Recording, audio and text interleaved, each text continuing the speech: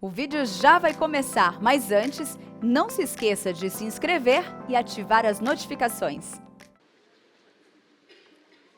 Meus irmãos, todas as vezes que a igreja se reúne para adorar a Deus, nós temos um tríplice encontro. Nós temos um encontro com Deus, nós temos um encontro com o nosso irmão, e nós temos um encontro com nós mesmos. E onde Deus está, coisas grandes e portentosas acontecem. Eu fiquei muito feliz e grato a Deus quando hoje de manhã, no intervalo do primeiro culto para a escola dominical, uma irmã querida que nos visita hoje deu um testemunho e eu pedi permissão. Perguntei para ela se eu poderia compartilhar para a igreja esse testemunho e ela me autorizou. De que num domingo aqui, pastor Erival pregando, e ao término do seu sermão, ele fez uma pergunta: quem quer ser curado hoje, aqui?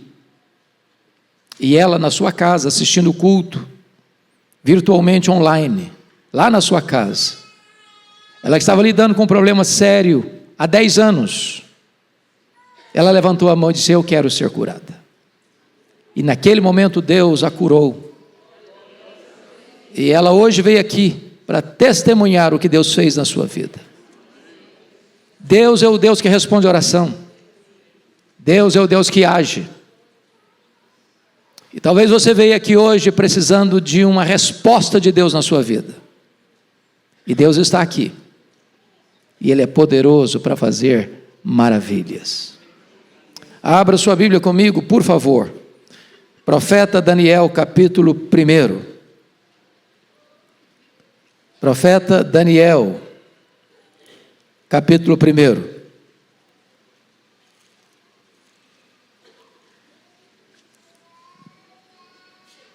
Vou ler até o versículo 21, todo esse capítulo.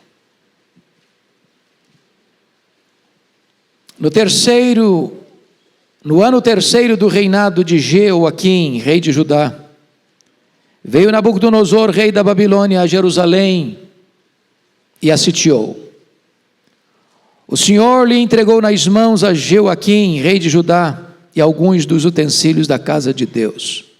E a estes levou-os para a terra de Sinear, para a casa do seu Deus, e os pôs na casa do tesouro do seu Deus. Disse o rei a Aspenaz, chefe dos seus eunucos, que trouxesse alguns dos filhos de Israel, tanto da linhagem real como dos nobres, jovens sem nenhum defeito, de boa aparência, instruídos em toda a sabedoria, doutos em ciência, versados no conhecimento, e que fossem competentes para assistirem no palácio do rei, e lhes ensinasse a cultura e a língua dos caldeus. Determinou-lhes o rei a ração diária, das finas iguarias da mesa real e do vinho que ele bebia, e que assim fossem mantidos por 3 anos, ao cabo dos quais assistiriam diante do rei.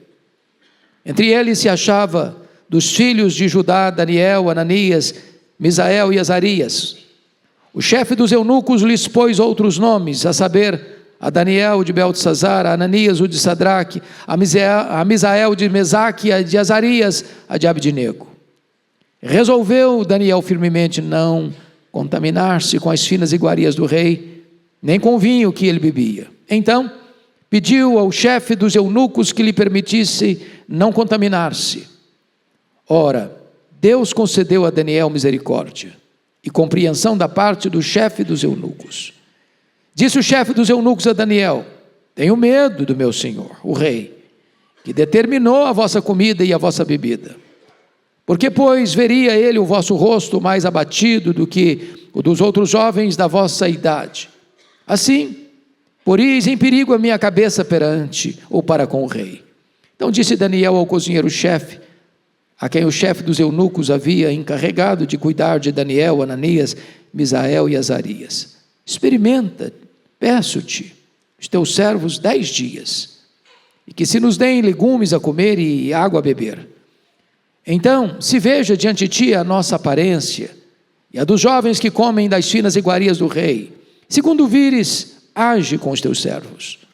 Ele atendeu e os experimentou 10 dias. No fim dos 10 dias, a sua aparência era melhor. Estavam eles mais robustos do que todos os jovens que comiam das finas iguarias do rei. Com isto, o cozinheiro-chefe tirou deles as finas iguarias e o vinho que deviam beber e lhes dava legumes. Ora, a estes 4 jovens Deus deu o conhecimento e a inteligência em toda a cultura e sabedoria, mas a Daniel deu inteligência de todas as visões e sonhos. Vencido o tempo determinado pelo rei para que os trouxessem, o chefe dos eunucos os trouxe à presença de Nabucodonosor. Então o rei falou com eles, e entre todos não foram achados outros como Daniel, Ananias, Misael e Azarias. Por isso passaram a assistir diante do rei. Em toda a matéria de sabedoria e de inteligência sobre que o rei lhes fez perguntas, os achou 10 vezes mais doutos do que todos os magos e encantadores que haviam em todo o seu reino. Daniel continuou até o 1º ano do rei Ciro. Meus irmãos, o contexto desta passagem é que o território de Judá, depois do grande avivamento e reforma que houve no período do rei Joás, voltou a afastar-se de Deus. E então os conflitos políticos da época, em que a Assíria guerreava contra o Egito, as 2 potências, Israel no meio. Israel entra na batalha e sofre um desastre muito grande, porque o rei é morto pelo Neco, imperador do Egito, mas mais tarde a Babilônia conquista o Egito, cerca Jerusalém, para saquear a cidade, sitiar a cidade, tomar a cidade. O rei da época, alertado pelo profeta Isaías e também pelo profeta Abacuque, em vez de se arrepender, ao contrário, ele pegou o livro da lei de Deus, cortou com canivete e jogou na lareira, jogou no fogo, mantendo o povo uma falsa confiança religiosa no templo, pensando, templo do Senhor, templo do Senhor, templo do Senhor é este, imaginando que enquanto o templo de Jerusalém estivesse lá, eles estariam protegidos. Pois bem, no ano 606, Nabucodonosor cercou Jerusalém, capturou jovens da nobreza e levou para a Babilônia, dentre eles Daniel. Levou também vasos do templo que Deus os entregou. Depois retornam em 596 e levam mais pessoas, dentre elas o chamado Ezequiel, profeta Ezequiel. Mas como o rei que estava em Jerusalém rebelou-se contra Nabucodonosor, em 586, Nabucodonosor não só sitiou Jerusalém, mas entrou em Jerusalém, destruiu o templo de Jerusalém, passou o fio da espada a homens, mulheres, jovens, crianças, uma carnificina, e leva o povo para uma amarga escravidão de 70 anos. O ponto que eu quero destacar com vocês hoje é de que numa circunstância tão amarga, numa quadra histórica, política tão opressora, Daniel é levado para a Babilônia, juntamente com os seus amigos, mas eles mantêm a sua fidelidade a Deus, eles não negociam seus princípios e valores, eles não transigem com a verdade, eles não se corrompem, apesar de estarem numa nação ou num império idólatra, marcado pelo ocultismo. E eles nos ensinam aqui uma grande lição. Não importa o que está acontecendo ao seu redor, não importa o que sobrevenha sobre a sua vida, sobre a sua família, sobre a sua cidade, sobre a sua nação. Valores não se negociam, princípios não se negociam. Nós jamais poderemos vender a nossa consciência por sedução ou por pressão. E então aqui eu chamo a sua atenção para 3 verdades nesse texto. A primeira delas, Daniel é um jovem fiel a Deus, apesar de um passado de dor. Versos 1 e 2. Notem vocês que é o próprio Deus que é o agente dessa história no verso 2. O Senhor lhe entregou nas mãos a Joaquim, rei de Judá, e alguns dos utensílios da casa de Deus. Judá não caiu porque Judá era fraco e a Babilônia era forte. Isso é um fato histórico, inquestionável. Mas Deus havia dito através dos profetas, de que se Judá, se fosse fiel a Deus, andasse com Deus, servisse a Deus, Deus protegeria Judá. Não tem nada que enfraquece mais um povo, uma nação, do que o pecado. O pecado é o opróbrio dos povos. Nenhuma nação é grande se rende ao pecado. Então o texto diz que foi Deus quem entregou Jerusalém, foi Deus quem entregou os vasos do templo, foi Deus quem entregou o seu povo nas mãos da Babilônia. E o que a Babilônia fez? A Babilônia entrou, saqueou, matou, profanou e levou o povo para a escravidão. O que Daniel está perdendo aqui? Primeiro, ele está perdendo a sua nacionalidade. Agora ele é um escravo.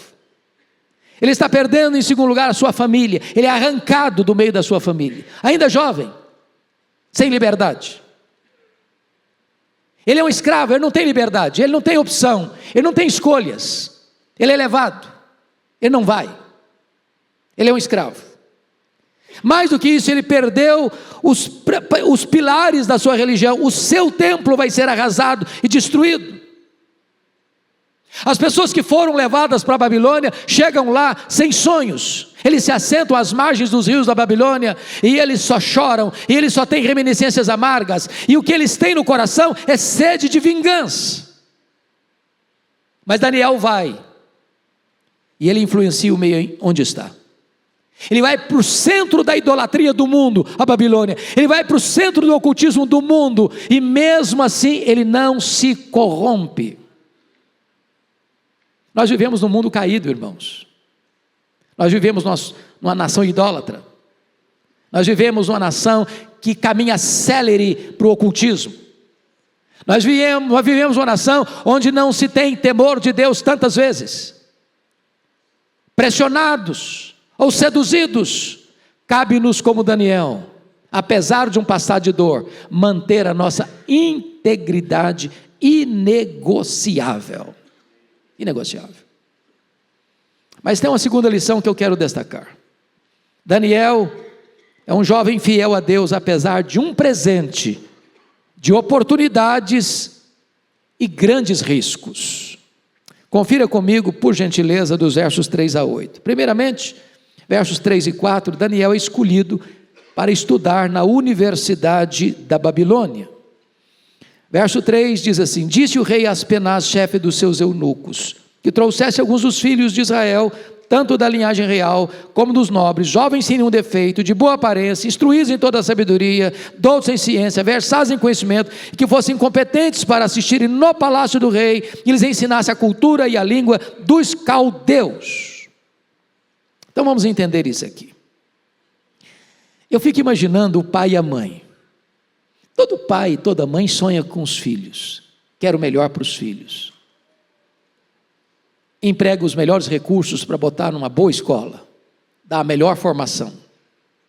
E os pais nos bastidores ficam torcendo pelos filhos, vibrando com os filhos, celebrando a vitória dos filhos, desejando que os filhos alcem voos. E eu fico imaginando, pastor Arival, quando Daniel e os seus amigos, levados como escravos, em vez de pisarem no barro, serem levados a trabalhos forçados, sem quaisquer privilégios, esses meninos são levados para dentro do palácio, do mais poderoso reino do mundo, da maior autoridade política do mundo, dando a eles universidade de graça, dando a eles mesa com pão, fartura e vinho da primeira qualidade, da própria mesa do rei, e mais, com a promessa de que terminado este curso, que era de 3 anos intensivo, eles serviriam no palácio, no primeiro escalão do governo. E pai e mãe dizendo: olha que chance, que bênção, que privilégio, os meus filhos, universidade de graça, tudo pago pelo governo, comida de graça na mesa do rei, bebendo o vinho do rei, e com garantia de emprego no primeiro escalão do governo do maior império do mundo. Que privilégio, que honra, que oportunidade. Só que Daniel e seus amigos tinham que passar por 3 exames. Primeiro, qualidades sociais, linhagem real e dos nobres. Nesse texto, nesse quesito ele passou. Ele era de família nobre.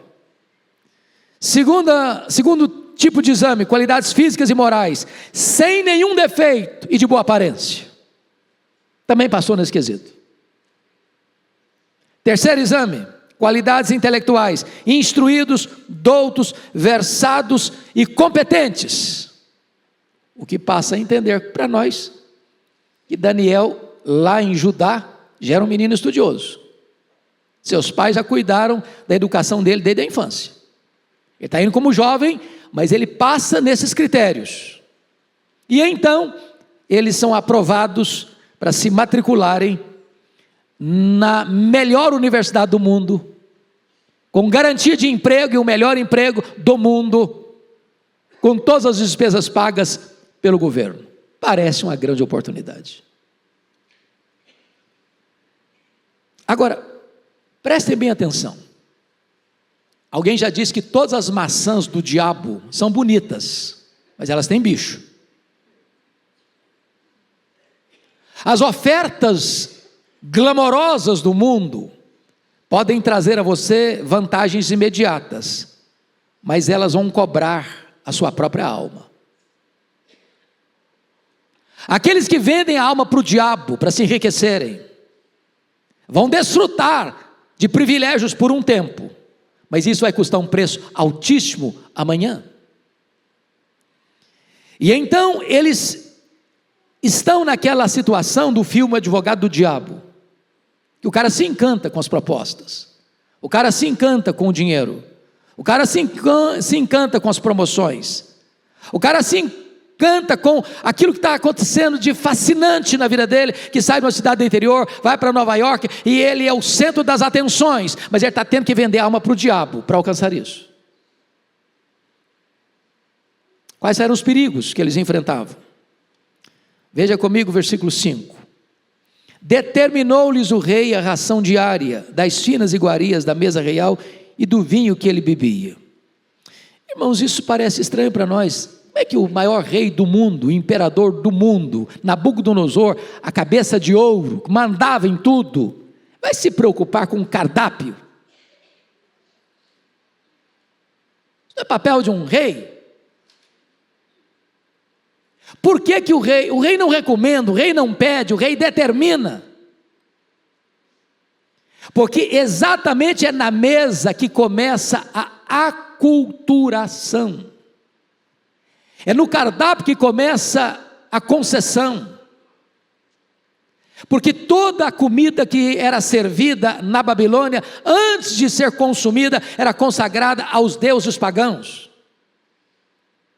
Assentar essa mesa e partilhar dessas iguarias era abrir mão de uma consciência onde os absolutos de Deus tinham que prevalecer.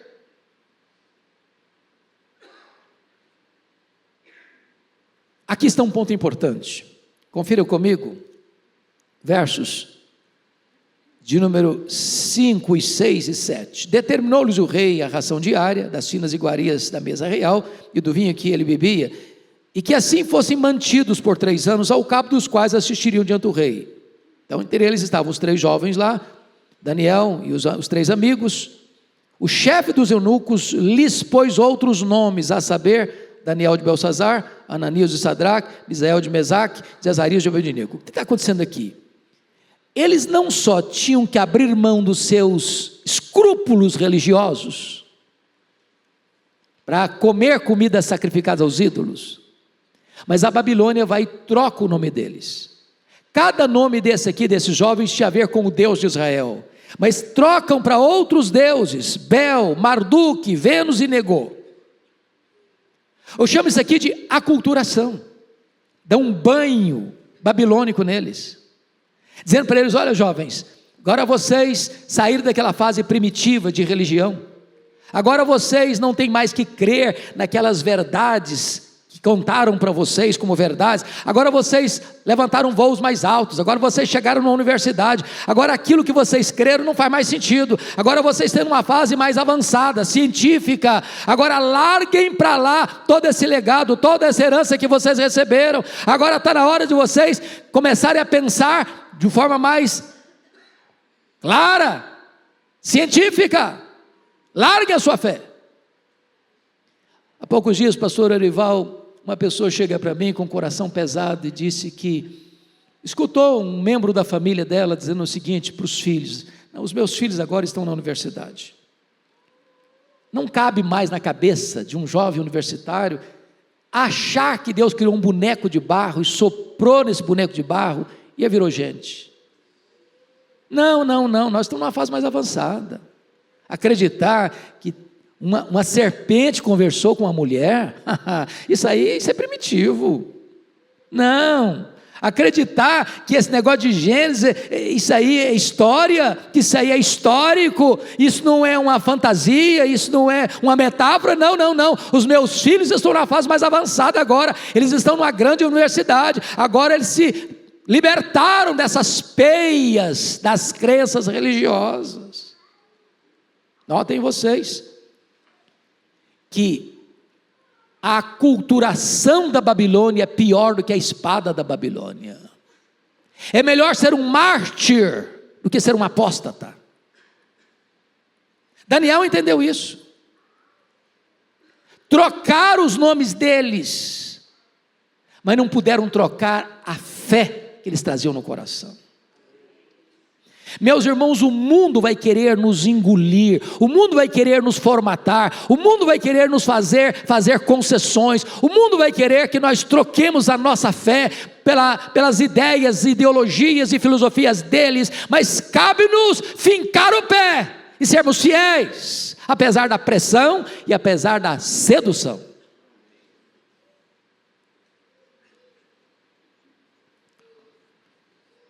Eu vou lhes dizer que as ofertas vantajosas da Babilônia eram piores do que a perseguição da Babilônia. E nós temos que nos acautelar sobre este grande risco da aculturação, da formatação, desse verniz que a Babilônia queria colocar sobre eles. Mas agora, vejamos qual foi a postura de Daniel e dos seus amigos em relação a isso. Veja comigo o versículo 8. Você pode ler o verso 8 em voz alta comigo? Vamos juntos? Resolveu Daniel firmemente não contaminar-se com as finas iguarias do rei, nem com o vinho que ele bebia. Então pediu ao chefe dos eunucos que lhe permitisse não contaminar-se. Eu destaco aqui 3 coisas. Primeiro, Daniel foi corajoso em sua decisão. Os covardes não entram no reino dos céus. Os que têm medo de se posicionar não entram no reino dos céus. Cristianismo não é para covarde. Cristianismo exige coragem, posição, decisão, firmeza. Ele resolveu, não só resolveu firmemente não contaminar-se. Essa é a decisão do coração. Essa é a clareza da consciência. Esse é alguém que está aliançado com a verdade. Ele resolveu firmemente não se contaminar. Ele não deixou para tomar essa decisão no meio do processo. Ele antecipadamente tomou a decisão. Firmeza, coragem. Segundo, Daniel foi sábio em sua decisão. Porque notem vocês no verso 8, que ele resolveu firmemente não contaminar-se. Mas está escrito, então pediu. Aqui é humildade. Aqui é sabedoria. Que imagine vocês a seguinte cena comigo. Chega lá o chefe dos eunucos e diz, olha, o rei Nabucodonosor determinou a ração de vocês, o que vocês vão comer, o que vocês vão beber. Agora imagine Daniel respondendo assim, olha, mas eu resolvi no meu coração que eu não vou comer isso aí, eu não vou beber isso não. Mas foi ordem do rei, falei, azar do rei, se vira o rei, eu tomei a minha decisão e acabou. O que vocês acham que aconteceria com ele? Ele não sobreviveria ao dia seguinte,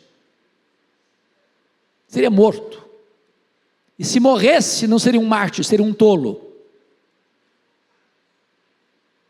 Porque uma coisa é firmeza, outra coisa é sabedoria. Ele resolveu firmemente, mas ele pediu. A humildade cabe em qualquer lugar. A sabedoria cabe em qualquer lugar. É por isso, irmãos, que Daniel pôde mais tarde manter-se firme em provas talvez maiores.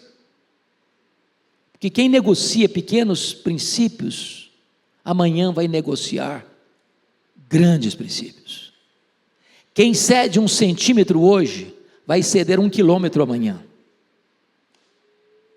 Quem não tem coragem de se posicionar hoje, vai se tornar um escravo do sistema amanhã. É por isso que lá em Daniel capítulo 6, houve um momento num outro império, que armaram contra ele, a ponto de Daniel ser jogado numa cova dos leões. E essa era a pior forma de pena de morte do Império Medo-Persa, era jogar alguém dentro de uma cova dos leões.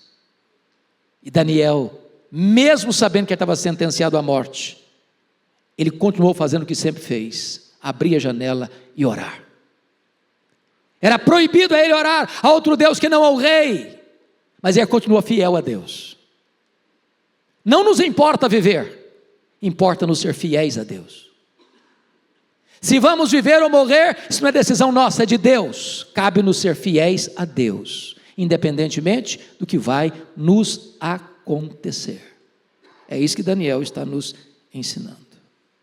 Mas em último lugar, Daniel, um jovem fiel a Deus, apesar de um futuro de glória. Meus irmãos, mais pessoas caíram no topo da montanha do que na base da pirâmide. Mais pessoas caíram no sucesso do que na escassez. Quer conhecer um ser humano? Dê poder para ele.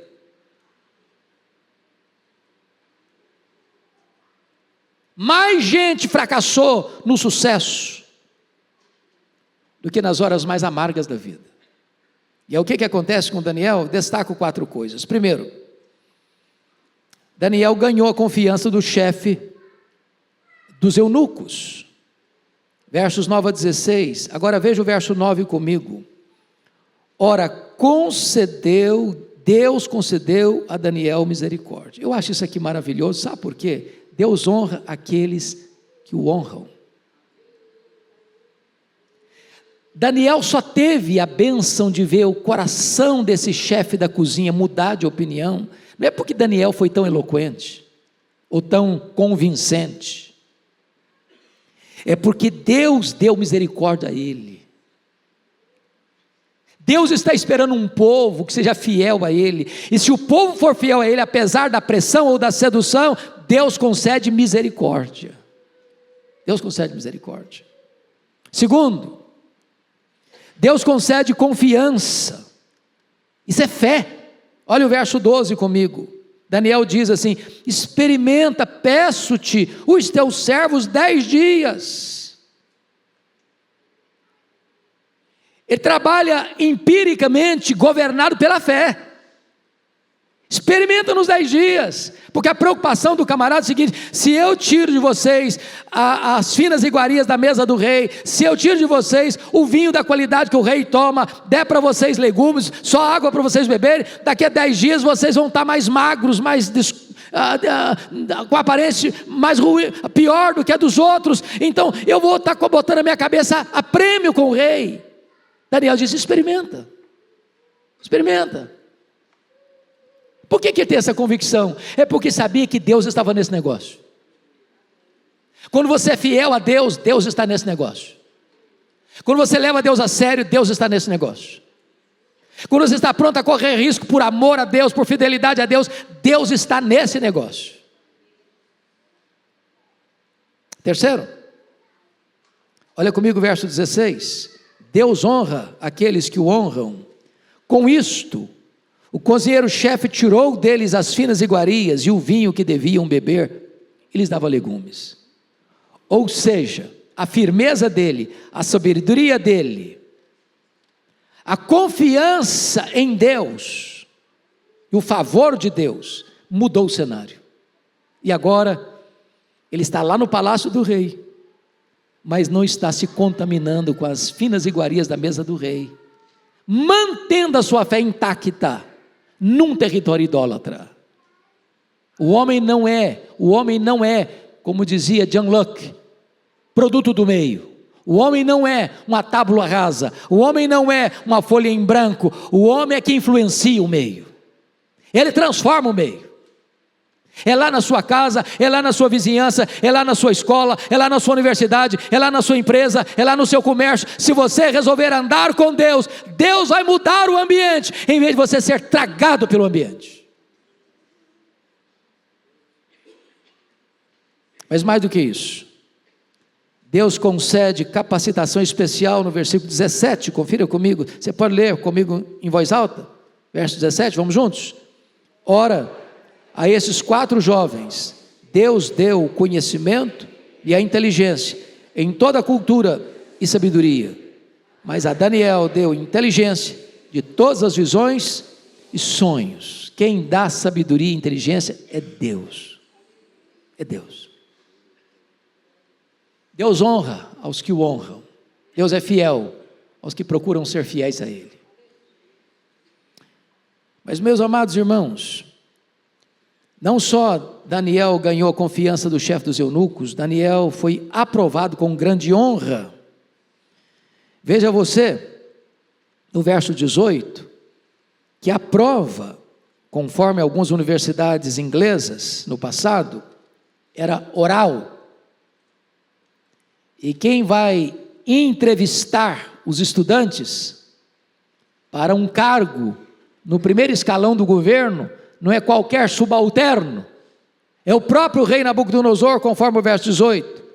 Vencido o tempo determinado pelo rei, e eram 3 anos, para que os trouxessem, o chefe dos eunucos os trouxe à presença de Nabucodonosor. Verso 19, então o rei falou com eles, e entre todos não foram achados outros como Daniel, Ananias, Misael e Azarias, por isso passaram a assistir diante do rei. Mas olha o que está escrito no verso 20, leia comigo em voz alta, por favor, no verso 20. Em toda matéria de sabedoria e de inteligência, sobre o que o rei lhes fez perguntas, os achou 10 vezes mais doutos do que todos os magos e encantadores que havia em todo o seu reino. 10 vezes mais. Passou na prova com louvores. E o que acontece? Está escrito, versículo 19, parte B, por isso passaram a assistir diante do rei. Eles estão na posição mais alta, sem ter que negociar princípios, sem ter que negociar valores, sem ter que transigir com a consciência, sem negar a sua fé, sem deixar de serem fiéis a Deus. Para mim isso é uma grande lição. Tem muita gente que acha que se um empresário for íntegro, ele não vai para frente. Se um estudante não colar na prova, ele vai ficar para trás. Se ele não seguir a cartilha da maioria, ele vai ser desprezado. Se ele for alguém de uma ética granítica, ele nunca prospera. Quem leva você para frente é Deus. Quem dá vitória para você é Deus. Quem honra você é Deus. Quem faz você prosperar é Deus. Quem distingue você é Deus. Então jamais negocie princípios e valores, jamais transija com a sua consciência iluminada pela palavra de Deus e pelo Espírito de Deus, para você alcançar favores. Em nome de Jesus, não venda a sua alma. Qual foi o resultado final? Diz o texto, versículo 21, ele foi maior do que a própria Babilônia. Leia o verso 21 comigo. Daniel continuou até o primeiro ano do rei Ciro. O que está acontecendo aqui? A Babilônia caiu. Nabucodonosor, tão imponente, foi comer capim. Deus o transformou em louco, até que o coração dele se humilhou. O sucessor dele, Belsazar, zombou de Deus, numa festa regada a bebida, mandou trazer os vasos do templo, para profanar os vasos do templo, e apareceu na parede uma mão escrevendo, Mene, Mene, Tekel, Farsim. Foi contado, achado em falta, pesado na balança. Teu reino será tirado, e a tua vida será ceifada, e a Babilônia, numa noite de bebedeira do rei, é tomada pelo grande Ciro. E a Babilônia caiu, e um outro império surgiu. E Daniel? Daniel foi ser o grande primeiro-ministro também, no grande império Medo-Persa. Ele é maior do que Babilônia. Babilônia caiu, mas Daniel continuou de pé. Oh, meus irmãos, a minha esperança nesta manhã, com esta breve meditação, que exorta o meu coração, que confronta também o seu coração, é que nós sejamos uma igreja fiel a Deus. Fiel a Deus apesar de um passado de dor. Fiel a Deus apesar de um presente de oportunidades e riscos. Fiel a Deus apesar de um futuro de glória. Não importa se no vale ou no topo da montanha, permaneça fiel a Deus. Que o Senhor nos ajude. Amém.